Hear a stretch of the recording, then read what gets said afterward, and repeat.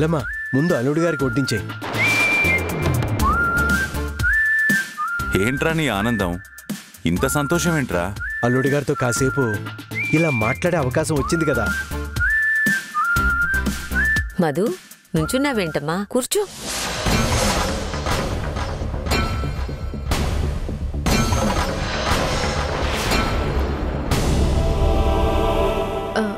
నేను తర్వాత తింటాను, మీరు తినండి. అదేంటమ్మా, కొత్త పెళ్లి కూతురువి, అల్లుడు గారితో కూర్చొని తినాలి కదా. చిన్న చేంజ్, అల్లుడి గారు పక్కన కూర్చొని తినాలి, అల్లుడి గారితో కాదు. బావకి అటు అక్కన, ఇటు నేను, ఇద్దరం కలిసి తింటాం. చిన్న సవరణ, మీ బావ నెత్తి మీద కూర్చొని తిను, ఇంకా బాగుంటుంది. కూర్చోవే, ముగుడు పక్కన కూర్చోడానికి సిగ్గెందుకు? కూర్చో.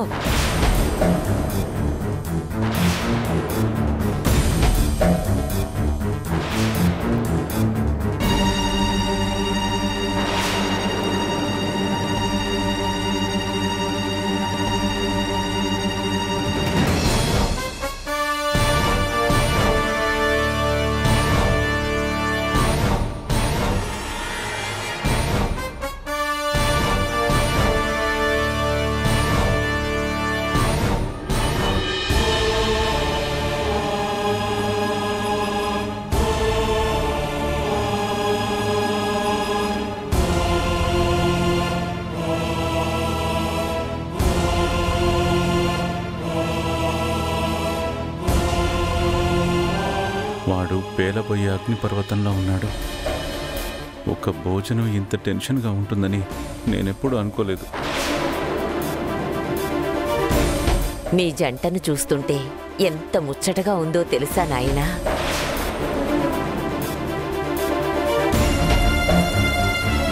పెళ్ళైన కొత్తలో స్వీట్లు తినిపించుకోవడాలు, ఒకరికొకరు ముద్దలు తినిపించుకోవడాలు, అబ్బో అబ్బో, ఇలాంటివి ఎన్ని ముచ్చట్లుంటాయో.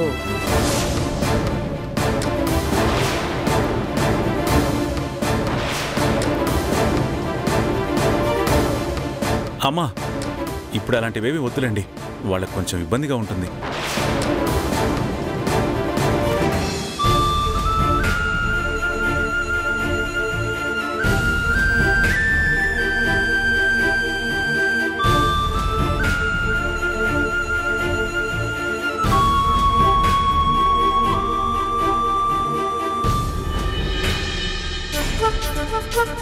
అల్లుడి గారు, మిమ్మల్ని మధుని ఆదివారం మా ఇంటికి తీసుకెళ్దాం అనుకుంటున్నాం.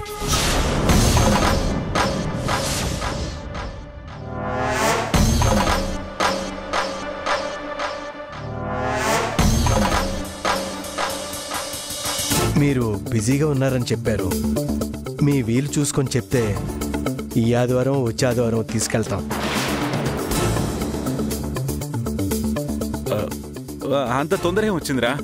సడన్ గా అడిగితే ఎలారా? మెల్లగా వీలు చూసుకుని వస్తారులే. అల్లుడి గారు, మీరేం ఇబ్బంది పడకండి. ఇందులో ఇబ్బంది ఏముందిరా? కొత్త పెళ్లి కొడుకాయే, ఎంతసేపు బిజినెస్ లేనా? పెళ్ళానికి కూడా కొంచెం టైం ఇవ్వాలి బాబు.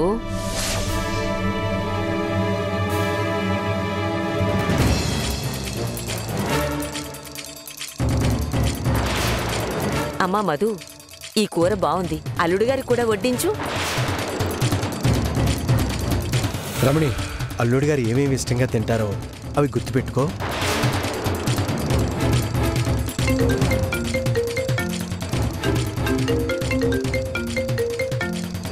Excuse me. హలో, చెప్పండి. అల్లుడి గారు, అల్లుడి గారు. అలాగే, ఒక 10 minutes అండి, నేను చూస్తాను.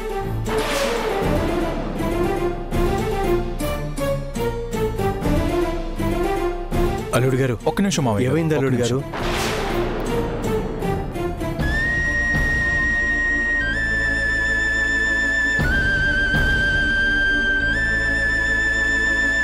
ఏంట్రా రాజా, అల్లుడు గారు అలా లేచి వెళ్ళిపోయారేంటి? వాడంతేరా బాబు, ఎక్కువ తినడు.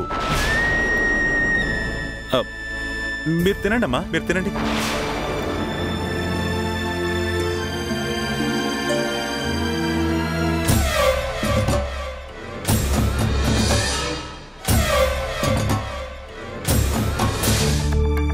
అమ్మ మధు, వాడు వేరే గదిలో నువ్వు వేరే గదిలో ఉంటున్నారని ఈ ఒక్క పూట మీ అమ్మ వాళ్ళకి తెలియకుండా చూడు.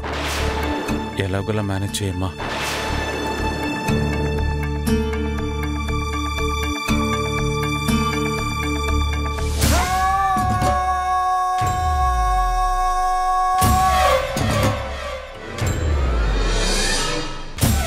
ఏంటమ్మా బాగా కోపంగా ఉన్నట్టున్నావు?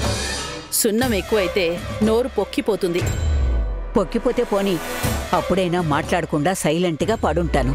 లేకపోతే ఈ పాడు నోరు ఊరుకోదు. ఏదో ఒకటి వాగడం, ఆ తర్వాత నీతో చివాట్లు తినడం. దేని గురించే నీ బాధ? ఆ నందుగాడు భోజనానికి రాకపోయుంటే మధుకి వాడికి ప్రాబ్లం ఉందని ఆ కుటుంబానికి తెలిసేది కదా. అనవసరంగా నువ్వే వెళ్ళి తీసుకొచ్చావు. అదే అమ్మ బాధ. వాడు నా మాట కోసం దిగొచ్చాడే కాని ఒక్క ముద్దన్నా తిన్నాడా? ఒక్క మాట మాట్లాడా? వాడి ప్రవర్తనని బట్టి వీళ్ళ కాపురంలో ఏవో గొడవలున్నాయని మధు అమ్మా నాన్నకి ఖచ్చితంగా అనుమానం వచ్చే ఉంటుంది. ఆ అనుమానం కలగాలనే నేను వెళ్ళి వాడిని భోజనానికి తీసుకొచ్చాను. వాడు అర్ధాంతరంగా చేతులు కడుక్కుని వెళ్ళిపోయాడు. మా ఆయనేదో మేనేజ్ చేశాడు కానీ అది అబద్ధం అని వాళ్ళకి అర్థమైపోయి ఉంటుంది. వాళ్ళకి అనుమానంతో పాటు కూతురి బ్రతుకు గురించి కూడా భయం పెరిగిపోయి ఉంటుంది. ఆ భయంతో వాళ్ళకి కంటి మీద కునుకుండదు. కరెక్టే అక్క. వాళ్ళ మొహాలు మాడిపోవడం నేను గమనించాను. వాళ్ళకి అనుమానం వచ్చుంటే మనల్ని నిలదీసి అడిగేవాళ్ళు కదే. మనసులో అడగాలనే ఉంటుంది కానీ గబుక్కున అడిగేయడానికి ధైర్యం చాలొద్దు. కూతురి కాపురం సర్లేదంటే అడగడానికి ఎందుకు జంకుతారే? ఏ తల్లిదండ్రులకైనా భయం బాధతో పాటు కోపం కూడా వస్తుంది కదా. ఖచ్చితంగా వస్తుంది. కానీ ఈ ఒక్క విషయానికే వాళ్ళు తొందరపడి మనల్ని నిలదీయరు. వాళ్ళు నిలదీయాలి అంటే వాళ్ళకి బలమైన ఆధారం కావాలి. ఆ ఆధారం వాళ్ళకి దొరికేలా నేను చేస్తాను. ఏం చేస్తావక్క? వాళ్ళీ రాత్రికి ఇక్కడే ఉండబోతున్నారని తెలిసి వెంటనే చెప్పానుగా. నందు మధు కలిసి ఒకే గదిలో లేరు. అది కాపురానికి వచ్చిన దగ్గర నుంచి విడిగా గెస్ట్ రూమ్లోనే ఉంటుందనే విషయం వాళ్ళకి తెలిసేలా చేస్తాను.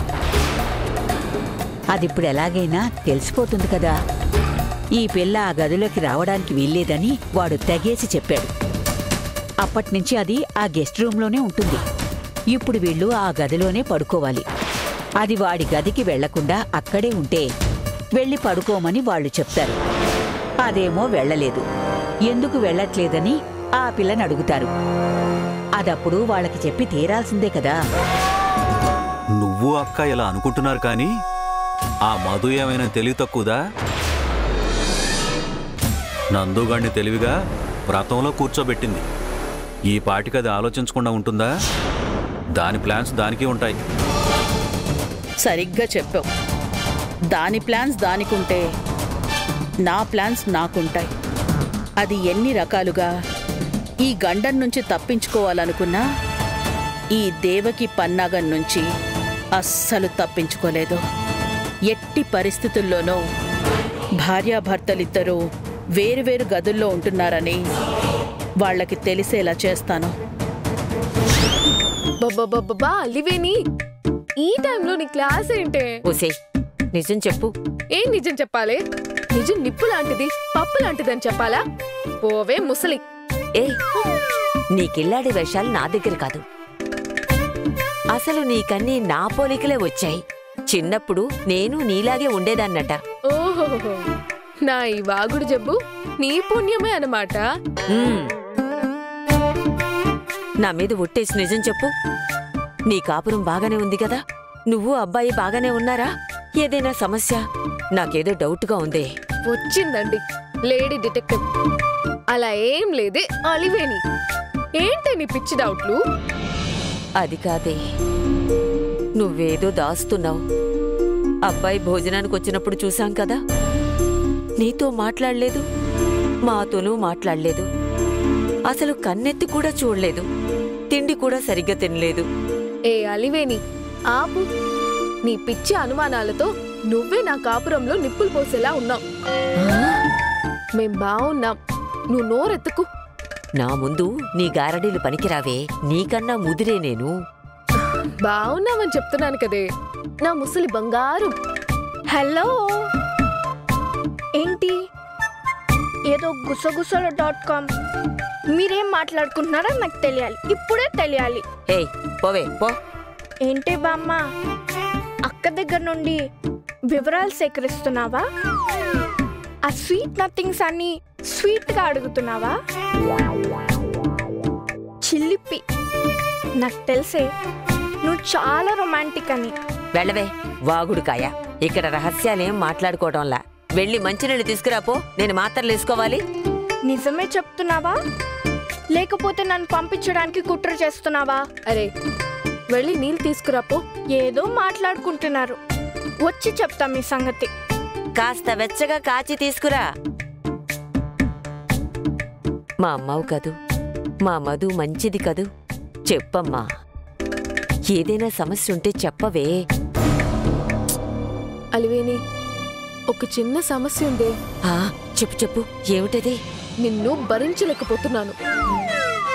నీ పీక పిసికి చంపేస్తే ఎలా ఉంటుందా అని ఆలోచిస్తున్నాను. ఇదే నా సమస్య.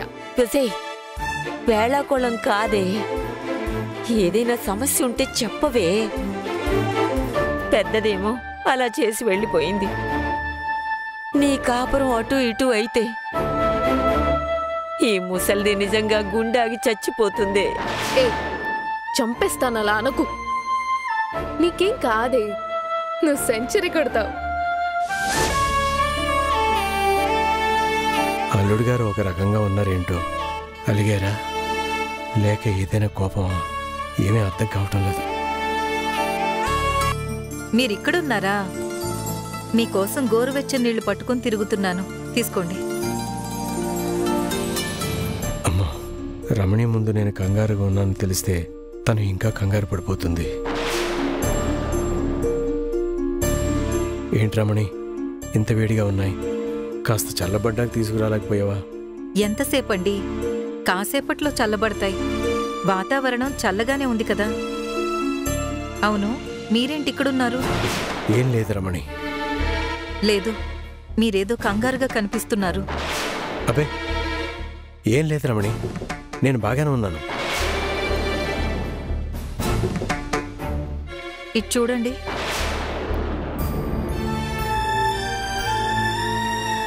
ఏమండి, నా కళ్ళల్లోకి చూసి చెప్పండి.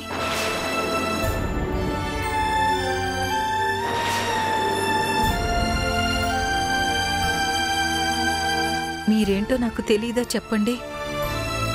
పెళ్ళైనప్పటి నుంచే కాదు కదా, నా చిన్నప్పటి నుంచి మిమ్మల్ని చూస్తున్నాను. మీరు బాధపడుతున్నారో సంతోషంగా ఉన్నారో 10 మీటర్ల దూరం నుంచే నేను పసిగట్టగలనండి. రమణి, నిజమే చెప్పావు. నా మొహం చూసి నా మనసు కనిపెట్టావు. నా కంగారు నాతోనే ఆగిపోవాలని చూస్తున్నాను. నా కంగారు చూసి మీరందరూ కంగారు పడతారని నా బాధ. రమణి, అల్లుడు గారేమో చిచే, దాని పేరు పలకడానికి కూడా నాకు మనసు రావటం లేదు. దాన్ని పెళ్లి చేసుకోవాలనుకున్నారు. చివరికి పెళ్లి అలా అయ్యేసరికి తనకు కూడా అవమానంగానే ఉంటుంది కదా. దాన్ని కన్నవాళ్ళం మనకే ఇంత బాధగా అవమానంగా ఉంటే అల్లుడి గారికి ఇంకెలా ఉండాలి? అన్నీ అయ్యాక, పీటల వరకు వెళ్ళాక ఆ రాక్షసి అలా వెళ్ళిపోయింది కదా. ఆ కోపంతోనే అల్లుడి గారు మనతో సరిగ్గా మాట్లాడటం లేదు. ఈ విషయంలో అల్లుడి గారిని కూడా తప్పు పట్టలేం కదా రమణి. అల్లుడి గారి కోపంలో కూడా న్యాయం ఉంది కదా.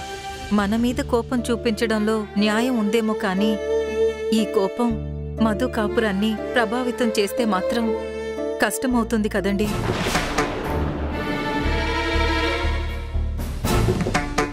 మధు కూడా ఇంతకు ముందులా కనపడ్డం లేదండి. తనలో ఇంతకు ముందులాంటి చలాకీతనం లేదు, కళ్లల్లో మెరుపు లేదు, మాటల్లో చురుకుదనం లేదు.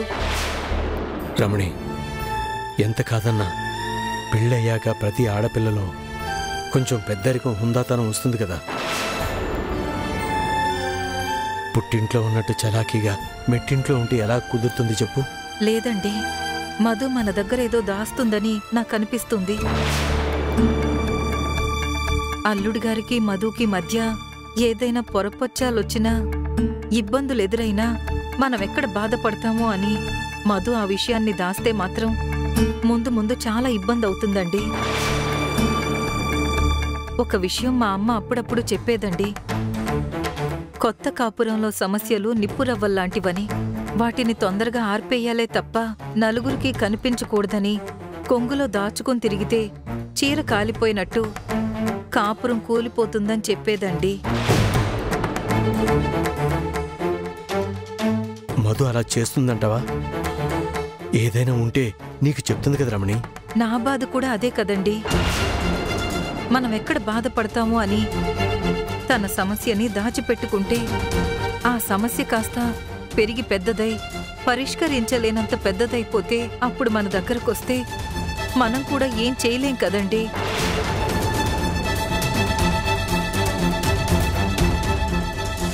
నాకేం సమస్య లేదే, మేం బాగున్నాం. ఇప్పుడు నేనేమో గలగలా మాట్లాడతాను, ఆయనేమో తక్కువగా మాట్లాడతారు. అందరూ ఒకేలా ఉండరు కదా, అలా ఉండాలని లేదు కదా, అలా కోరుకోవద్దు కదా. అక్కెలా ఉండేది, నేనెలా ఉన్నాను? నీ మాటలెందుకో నేను నమ్మలేకపోతున్నానే. ఆయన మనలా రూపాయి 10 రూపాయలు లెక్కపెట్టే బ్యాచ్ కాదు కదా. బిజినెస్ లో 1,00,000 టెన్షన్లుంటాయి. ఆయన టెన్షన్లో ఆయన ఉంటే ఇంటికి తీసుకెళ్దామని అదని ఇదని ఏదేదో టెన్షన్ పడుతున్నారు. అసలు వ్రతం అయ్యాక నన్ను పైకెందుకు పిలిచారనుకున్నా? ఇదిగో మధు, నేను కొంచెం బిజీగా ఉన్నాను, ఈ విషయం మీ వాళ్ళకి చెప్పు అన్నారు. నువ్వు అన్నీ లేనిపోని భయాలు పెట్టుకోకు. ఏమ్మా, ఏమన్నా కావాలా? ఏం వద్దే, నిన్నొకటి అడగాలి అని వచ్చాను, నిజం చెప్తావా? హాబోయ్, నువ్వు మొదలు పెట్టావా అమ్మా? ఇప్పటిదాకా మీ అత్తగారు నా ప్రాణాలు తీశారు, ఇప్పుడు డ్యూటీ నువ్వు తీసుకున్నావా? మీ ఆయన నువ్వు బాగున్నారా, మీ మధ్య ఏదైనా సమస్యనా అంటూ నువ్వు కూడా ఇదే టాపిక్ తో వచ్చావా? మధు, నువ్వన్నీ తేలిగ్గా తీసుకోకుండా కొంచెం సీరియస్ గా తీసుకోవే. ఏంటి నీ డౌట్ చెప్పు. అల్లుడు గారేంటి అలా ఉన్నారు? మీ మధ్య ఏదైనా సమస్యనా? మాట్లాడడం లేదు, చూడ్డం లేదు. ఇందాకటి నుంచి మీ అత్తగారు కూడా ఇదే ప్రశ్నతో నన్ను విసిగించారు. వ్రతమయ్యాక మీ అల్లుడు గారు నన్ను పిలిచి ఏం చెప్పారో తెలుసా? మధు, పెళ్లికి ముందు నుండి నేను చాలా బిజీగా ఉన్నాను, క్రోర్స్ లో కాంట్రాక్ట్లు పెండింగ్ లో ఉన్నాయి, టెన్షన్ లో ఉన్నాను, మీ అమ్మ, మీ చెల్లి, మీ బామ్మ, మీ నాన్నతో మాట్లాడే టైమే నాకు లేదు, తప్పుగా అనుకోవద్దని చెప్పు, నేను ఫ్రీ అయ్యాక అందరితో తీరిగ్గా మాట్లాడతాను అన్నారు. అర్థమైందా? తను ఫ్రీ అయ్యాక మీ అందరితో తీరిగ్గా మీ తనివి తీరా మాట్లాడతారు. మమ్మల్ని వదిలేయండి మహాప్రభు అని మీరు అనేదాకా మాట్లాడతారు. సరేనా? హ్యాపీనా? అలా అన్నారా అమ్మా అల్లుడు గారు? అవునమ్మా, ఇలానే అన్నారు. ఇప్పుడు మన ఇంట్లో 1000 రూపాయలు దాచాము, 500 కనపడకపోతే లబో దిబో అంటామా? అవునే, 500 అంటే మాటలా కదా? మన మిడిల్ క్లాస్ మెంటాలిటీయే అది.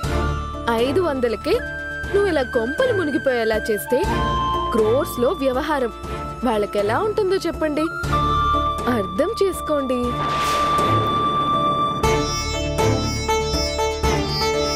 ఎప్పుడు మీ వైపు నుండేనా, ఆయన వైపు నుండి కూడా ఆలోచించండి. మనసులో నుంచి అన్ని డౌట్లు తీసేయండి, వెళ్ళి పడుకోండి. సరేనమ్మా, నువ్వు కూడా వెళ్ళి పడుకో. మీరు వెళ్ళండమ్మా, నేను అలివేనితో పాటు పడుకుంటాను.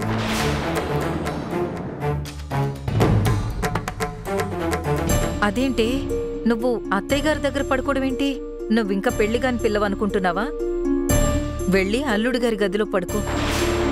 అమ్మా, ఈ ఒక్కసారికి పడుకుంటాను, అలివేణిని బాగా మిస్ అవుతున్నాను. పొద్దునే మీరు వెళ్ళిపోతారు కదా, ఈ ఒక్కసారికి చెల్లి నేను అలివేణి కలిసి కబుర్లు చెప్తూ నిద్రపోతాం. ఏంటో అందరూ మీటింగ్ పెట్టారు. నాకు ఈ మీటింగ్లో సభ్యత్వం ఉందా? రా వదినా. ఇల్లంతా సౌకర్యంగా ఉందా? అదేంటి ఏసీ ఇంకా ఆన్ చేసుకోలేదా? కంఫర్టబుల్గా ఉండండి. బెడ్షీట్స్ అవి సరిపోయాయా? అన్నీ బాగున్నాయా వదిన గారు? మీకు కంఫర్టబుల్గానే ఉందిగా? అయ్యో వదినా, నేను బాగానే ఉన్నాను. అదే చూసి వెళ్దామని వచ్చాను.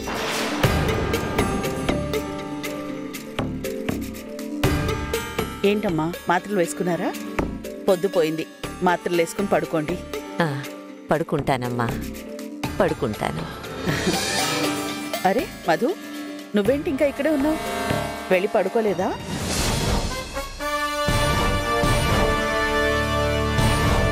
అల్లుడి గారికి చెప్పి బయలుదేరతాం. మీరే పైకి వెళ్ళి చెప్పేయండి. పెద్ద కూతురు లేచిపోయి బాధలో ఉన్నా మధుని చూసుకుని సంతోషంగా ఉన్నారు. ఆ సంతోషం మరికొద్ది క్షణాల్లో మాయమైపోతుంది.